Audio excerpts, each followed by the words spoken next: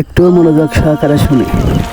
সর্বশেষ যে লোকটা জান্নাতে যাবে তাকে আল্লাহ তাআলা জাহান্নামের আগুনে পোড়াতে পোড়াতে ছাই বানিয়ে ফেলবে। আল্লাহ বলবেন, জিব্রাইল যাও একটু দেখো, একটা মাত্র সেজদা দিয়েছে আমাকে, এরকম কাউরে পাওয়া যায় কিনা। খুঁজে খুঁজে কাউরে পাবে না। আল্লাহ বললেন আবার দেখো, খুঁজে খুঁজে একজনকে পাবে, সামান্য ইমানের ছিটে ফোঁটা তার অন্তরে ছিল।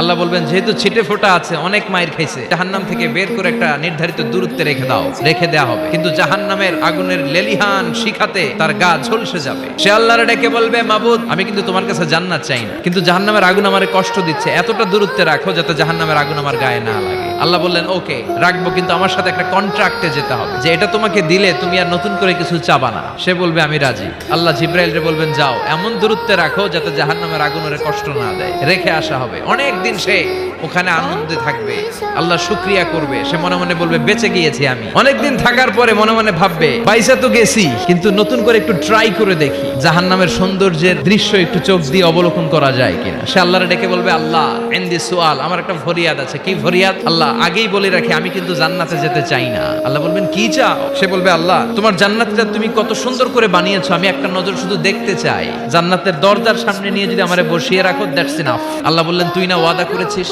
সে বলবে, আল্লাহ আমারে হতভাগা বানাইয়া তোমার কি লাভ? আল্লাহ বললেন, জিব্রাইল বেচারারে ধরে জান্নাতের গেটের সামনে বসায় দে। এবার জান্নাতের গেটের সামনে বসে বসে জান্নাতের সৌন্দর্য দেখা শুরু করবে। সুবহানাল্লাহ। এমন সৌন্দর্য যেটা চোখ দিয়ে কেউ দেখে নাই, কান দিয়ে শোনে নাই। ওই সৌন্দর্য চোখে দেখে, কান দিয়ে আওয়াজ শুনে মাগার ভোগ করতে পারে না। অন্তরে জ্বালা আছে না নাই? তো ও যখন জান্নাতের দরজার সামনে দাঁড়াবে, ওর গায়েও এরকম জান্নাতের ঠান্ডা বাতাসের হিমেল ছোঁয়া গাটাকে শীতল করে দিবে।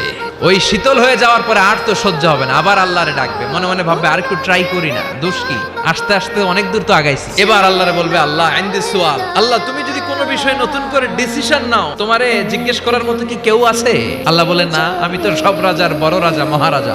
ওই হতভাগা লোকটা বলবে, আল্লাহ এত সুন্দর জান্নাত তুমি বানালাম, চোখ দিয়ে সৌন্দর্য দেখি, কান দিয়ে আওয়াজগুলো শুনি, হুর আর গেলমান হেঁটে বেড়ায়, আমারে কষ্ট দিয়ে তোমার কি লাভ? ও আল্লাহ, জান্নাতের চিপার মধ্যে এক কর্নারে তুমি একটু আমারে জায়গা করে দাও। আল্লাহ বলবেন, ওয়াই হাক ইয়াবনা আদম, তোর ধ্বংস হোক হে আদম জাত, মা আগদারাকা, তোর চেয়ে বড় গাদ্দার আমি আমার সৃষ্টিকুলে কাউরে দেখি না। কারণ তুই আমার সাথে চুক্তি করিস আর চুক্তি ভঙ্গ করিস। ওর আকুতি মিনতি চাহনি আল্লাহর রহমতের দরিয়ার মধ্যে জোশ লাগিয়ে দিবে। আল্লাহর দয়া হয়ে যাবে, মায়া হয়ে যাবে। আল্লাহ বলবেন, ঠিক আছে জান্নাতে যা। লোকটা এবার এক দৌড়ে জান্নাতের ভিতরে ঢুকে যাবে। লোকটার দৌড় দেখে আবার লোকটারে আল্লাহ ডেকে বলবে, একটু দাঁড়া, একটু দাঁড়া। জান্নাত তো দিছি, তো দৌড় দিলি কেন? লোকটি বলবে, আল্লাহ প্ল্যান তো আমি কম করি নাই, এত চেষ্টার ফলে আমি আসতে পারছি, আবার যদি তুমি বাইর করে দাও, এই জন্য